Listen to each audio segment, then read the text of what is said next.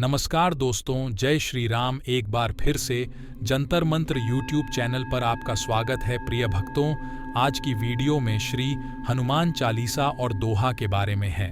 भक्तों, वीडियो को complete watch कीजिएगा और हमारे चैनल पर नए हैं तो चैनल को सब्सक्राइब कीजिएगा और कमेंट बॉक्स में जय हनुमान, जय श्री राम लिखना बिल्कुल नहीं भूलिएगा। तो चलिए भक्तों, गुरुजी से जानते हैं हनुमान चालीसा और हनुमान चौपाई के बारे में।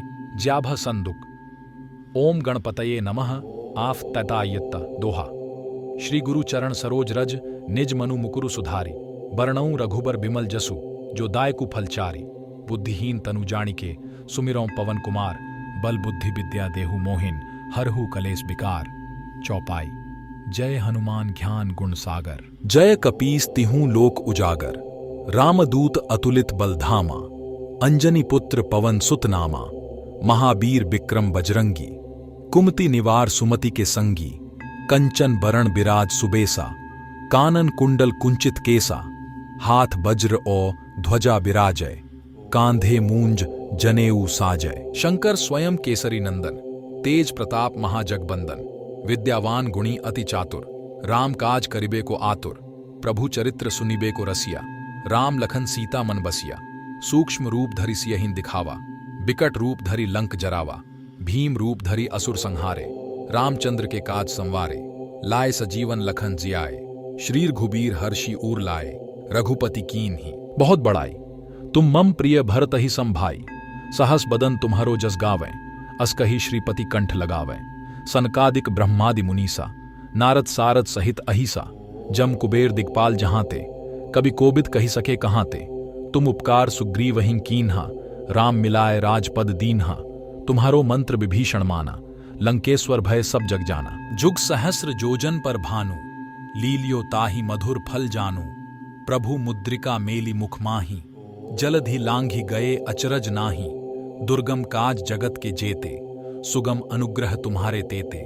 राम दुआरे तुम रखवारे, होत न आज्ञा बिनु पैसारे।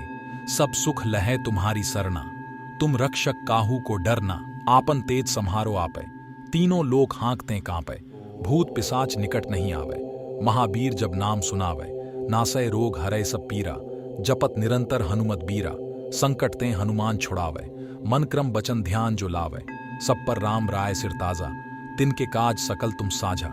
और मनोरथ जो कोई लावे, सोई अमित जीवन फल पावे। चारों जुग परताप तुम्हारा, है प्रसिद्ध जगत उजियारा। साधु संत के तुम रखवारे, असुर निकंदन राम दुलारे। अष्ट सिद्धि नौ निधि के दाता, असबर दीन जानकी माता। राम रसायन तुम्हारे पासा, सदा रहो रघुपति के दासा। पातु तुम्हारे भजन राम को पावे, जन्म जन्म के दुख बिसरावे। अंतकाल रघुबरपुर जाय, जहां जन्म हरि भक्त कहाय। और देवता चित्त न धरई, हनुमत सेई सर्ब सुख करई। संकट कटै मिटै सब पीरा, जो सुमिरै हनुमत बलबीरा। जय जय जय हनुमान गोसाई, कृपा करहु गुरुदेव की नाई। जो सत बार पाठ कर कोई, छूटहि बंदी महासुख होय। जो यह पढ़े हनुमान चालीसा, होए सिद्धि साखी गौरीसा। तुलसीदास सदा हरि चेरा, कीजय नाथ हृदय मन डेरा। पवन तनय संकट हरण, मंगल मूर्ति रूप। राम लखन सीता सहित, हृदय बसहु सुरभूप। इनकी जय श्री राम इनकी ये ना जय जय जय हनुमान। आर्मी न मान हनुमान जी को 12 चमत्कारी नाम। 1 हनुमान है भाचे को हड्डी। 2 अंजनी सूत, आमा अंजानी को छोरो। 3 वायुपुत्र, पवन देव को छोरा। 4 महाबल महाबली, जसले एक हाथ ले पहाड़ हरू, उठाऊं छन र समुद्र मा उफरन छन। 5 रामेष्ट, राम जी के प्रिय। 6 फाल्गुन सख, अर्जुन को साथी। 7 पिंगाक्ष, खैरो आंखा। 8 अमित विक्रम, बहादुरी को मूर्ति। 9 उदधिक्रमण, समुद्र को लांघने वाले। 10 सीता शोक विनाशन, सीता को शोक को विनाश करता। 11 लक्ष्मण प्राणदाता, जसले संजीवनी जड़ी बूटी को साथ, लक्ष्मण लाए पुनर्जीवित गर्नु भयो। 12 दशग्रीव दर्पहा, जसले रावण को गर्व नष्ट गर्दच। हनुमान जी को नाम लेने फायदा, मानि सहरु लाई सुतने समस्या। भय मा मानि सहरु नियमित रूप मा, हनुमान चालीसा गर्ण सक्त छन। अर्को तरफ यदि कुनई न राम रो सपना छन, वा कुनई अज्ञात बा डर छ। भणे रात मा सुतनु अगी हनुमान जी को नाम एक पटक पढ़नु होस। यसले मानसिक तनाव हटाउँदछ र सम्पूर्ण दिनको थकान पनि हटाइनेछ। दिनको सुन्दरकाण्ड र हनुमान चालिसाको पञ्चायतबाट वञ्चित भएकाहरूले पनि रातमा सुत्नु अघि यी नामहरू लिएर हनुमानजीको आशीष पाउन सक्छन्। भगवान और भक्त का रिश्ता बड़ा कोमल होता है।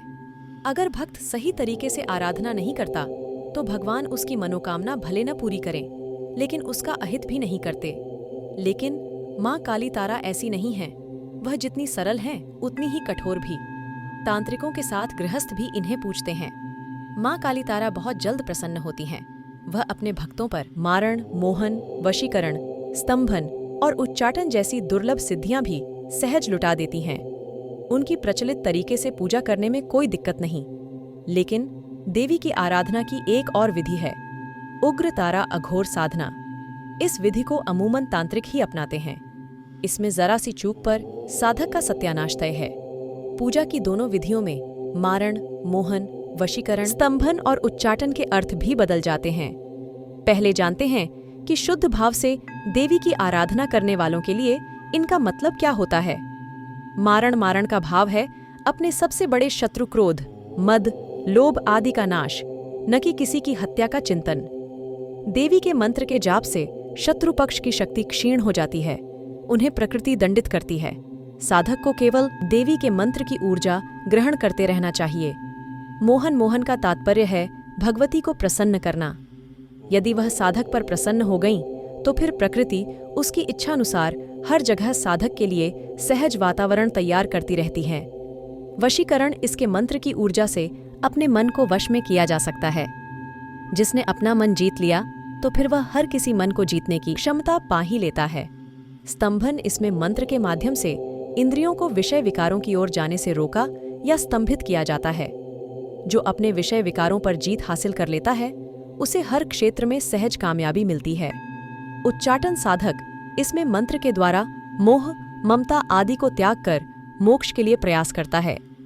जिसने स्वयं को भौतिक जगत से अलग करके आध्यात्मिक जगत से नाता जोड़ लिया, तो फिर वह किसी भी क्षेत्र की परिस्थितियों से विचलित नहीं होता।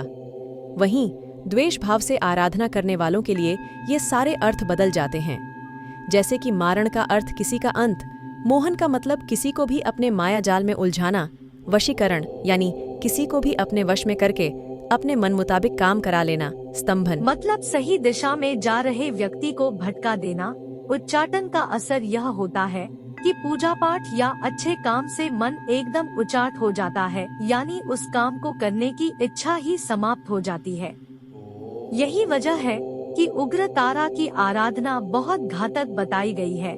इसे किसी सिद्धि प्राप्त व्यक्ति की ही देखरेख में करने की सलाह दी जाती है। वहीं अच्छे भाव से साधना करने वालों के लिए मोक्ष भी आसान हो जाता है। इतना ही नहीं, मनुष्य अपनी कुंडलिनी को भी जागृत कर सकता है। काली तारा की आराधना स्त्री पुरुष, बच्चा बूढ़ा कोई भी कर सकता है। मंत्रों का जाप माला या बिना माला के भी किया जा सकता है। अगर साधक देवी के 24 लाख जप पूरे कर लेता है तो उसकी वाणी सिद्ध हो जाती है, यानी उसके मुख से निकलने वाली बात सच हो जाती है। लेकिन यदि इस सिद्धि का दुरुपयोग किया गया तो वह स्वतः नष्ट हो जाती है। माँ काली तारा का वास श्मशान में बताया गया है। मध्य प्रदेश में 3 मुखों वाली त्रिशक्ति माता का मंदिर तंत्र साधना के लिए पूरे देश में प्रसिद्ध है। यह मंदिर शाजापुर जिले में लखुंदर नदी के किनारे स्थित है। यहाँ देश भर से साधु संत और तांत्रिक अनुष्ठान के लिए आते हैं। यह मंदिर महाभारत कालीन है, जो श्मशान में बना है। कहा जाता है कि महाभारत युद्ध में विजय के लिए भगवान कृष्ण ने पांडवों से इस मंदिर में साधना करवाई थी। चैत्र नवरात्रि में देवी के त्रिगुणात्मक स्वरूप के पूजन का भी विधान है।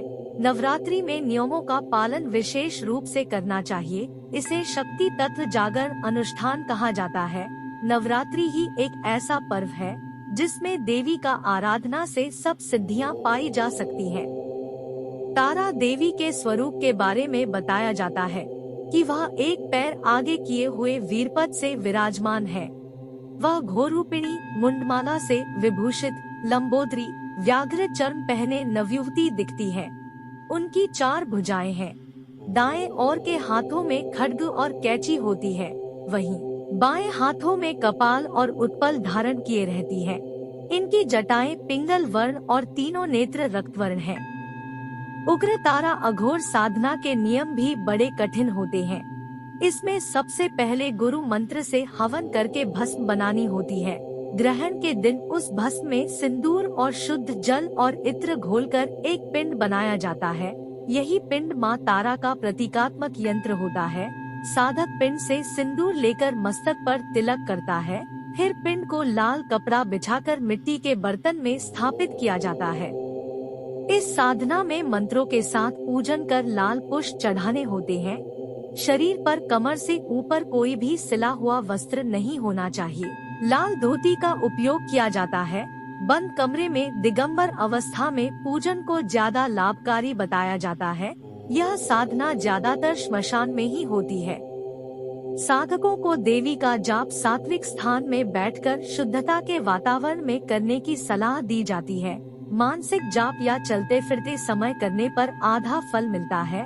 अशुद्ध और गंदे वातावरण में जाप करने का फल नहीं मिलता। जाप मन में या उच्च स्वर में किया जा सकता है। नास्तिक लोगों के सामने मंत्र का उच्चारण वर्जित है। मंत्र जाप करने के लिए जमीन के ऊपर कोई पवित्र आसन जरूर बिछा होना चाहिए, नहीं तो जप की ऊर्जा पृथ्वी खींच लेती है। आसन लाल या पीले कपड़े का हो, लेकिन हिरण और सिंह आदि की खालों पर बैठकर कभी भी मंत्र जाप नहीं करना चाहिए, जो कि अघोरियों का मनपसंद आसन होता है। यथासंभव पूर्व या उत्तर दिशा की ओर ही मुख करके बैठना चाहिए। सात्विक आहार करना चाहिए।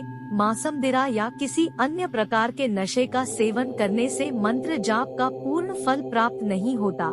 इसमें ब्रह्मचर्य का पालन करना भी जरूरी होता है। साधना के बाद पूजन की पूरी सामग्री नदी, तालाब या किसी कुएं में विसर्जित की जाती है। इस साधना में गड़बड़ी होने पर साधक का भयंकर अनिष्ट भी हो सकता है।